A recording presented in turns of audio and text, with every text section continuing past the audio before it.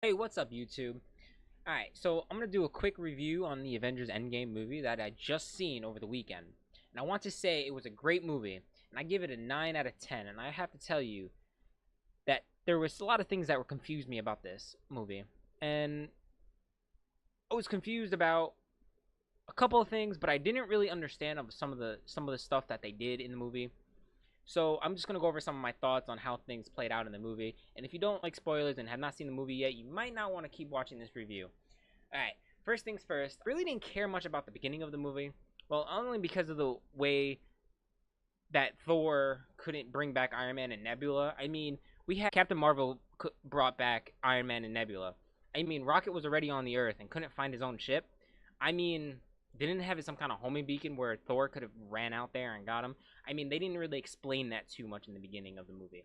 So, Captain Marvel was able to find Iron Man and Nebula in a floating spaceship. And how does a floating spaceship run out of gas when it's traveling in a direction that it's supposed to be going? Wouldn't it just be keep floating into space? So that part didn't really get to me. I mean, really, I didn't really understand that part. Some other stuff that really confused me was the timeline references. So, okay, I understand how the timeline won't change if they're in the future, but how could the timeline not change if a major event happened rather than just the Infinity Stone being taken out of the timeline? Like, for instance, they go back in time when they went back in time with the quantum physics and entering the time zone rifts to go back in time. If one of the timeline happens to be taken out of context with the Infinity Stones, how does it not cause chaos as well? Using a time said they only had a couple amount of jumps. Well, wouldn't they be able to go back in time and get more quantum serum to have multiple jumps?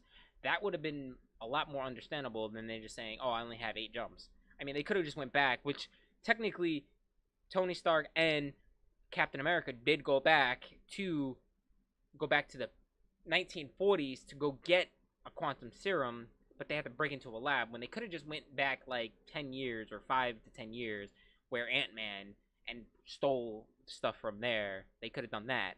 But they didn't. I don't know why they didn't do that. It would have been a lot easier to make multiple jumps with that quantum serum. Anyway, but when Tony Stark lost the Tesseract and Loki disappeared with it, that also made me wonder why wouldn't that be a major event that could alter the timeline? I understand where Marvel is coming from how they portray the event that closes out the Avengers, but they kind of opened up a few alternative movies that could go along showing how it could lead into the same timeline. Also, why can Stony Stark gloves harness the power of the Infinity Stones, but the Infinity Gauntlet couldn't? I mean, it did in a way, but it kind of broke after like the first use of the snap of fingers, and then it like I don't know, they could have just second. I mean, I just don't understand. Like the Infinity Gauntlet, just I mean, what was the point of the Infinity Gauntlet if Tony Stark could just make his own gloves? So the major downfall to that would be there would be no reason for Thanos to even have Infinity Gauntlet if there was no need for one. If he could just hold them all in his hand and just snap his fingers anyway, or he can hold them in his left hand and then just snap his fingers anyway. That also made no sense too. So why have an Infinity Gauntlet in the first place? Another thing that kind of went along with the things that really I didn't understand is another major event was Thanos coming to the future, which prevents everything from happening to begin with in the first place.